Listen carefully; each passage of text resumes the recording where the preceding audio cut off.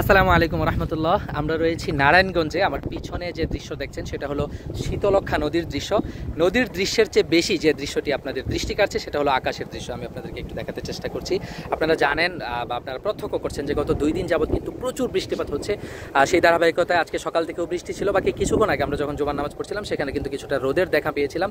সেই রোদ এখন আবারও চলে গিয়েছে, এখন কিন্তু আবার প্রচুর বৃষ্টি। এবং আমার পিছনের এই নদীটা হলো শীতলক্ষ্যা নদী। এই নদীর পাড়ে এসে যদিও দৃশ্যগুলো অনেক সুন্দর লাগছে, ভালো লাগছে, কিন্তু আমরা যে কাজটা করেছি এই নদীর দূষণের ফলে নদীর পানি আপনারা অবশ্যই দেখতে পাচ্ছেন, এটা কিছুটা পানির যে কালো রং সেটা, এবং বাকিটা হলো আকাশের যে মেঘলা দৃশ্য সেটার আসলে একটা প্রতিফলন। এর বাহিরে এখানে দাঁড়িয়ে যতটা হাসছি ততটা হাসার মতো পরিবেশও কিন্তু নেই, কারণ এই নদী থেকে প্রচণ্ড দুর্গন্ধ আসছে। অর্থাৎ নদীর পানি, কলকারখানার যে ময়লা আবর্জনা বা সেখানকার যে বর্জ্য সেগুলো পড়ার ফলে কিন্তু নদীর পানি যেমনই ময়লা হয়েছে সেই একই সাথে কিন্তু এটা দূষিত এবং দুর্গন্ধযুক্ত হয়েছে।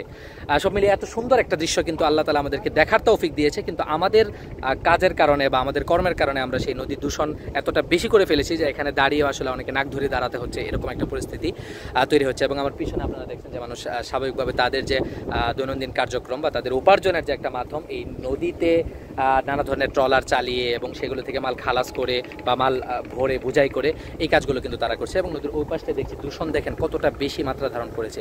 ওই পাশে কিন্তু ব্যাপক ইট ভাটা দেখছি আমরা, অনেকগুলো ইট ভাটা, সেগুলোর ধোঁয়া কিন্তু দেখতে পাচ্ছি আমরা এই মুহূর্তে।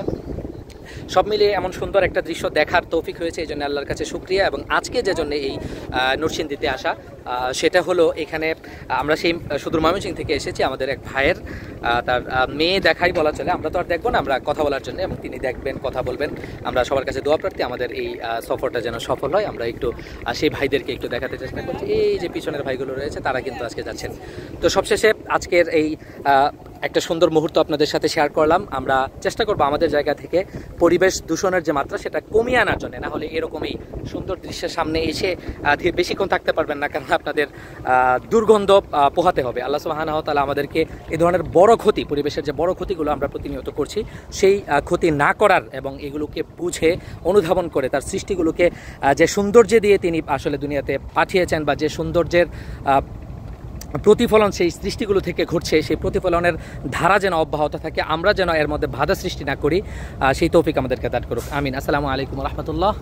এবং আবারও নারায়ণগঞ্জের শীতলক্ষ্যা নদীর তীর থেকে সবাইকে বিদায় জানাচ্ছি এবং এই ধরনের পরিবেশে আসার আহ্বান জানাচ্ছি। আসসালামু আলাইকুম রহমতুল্লাহ।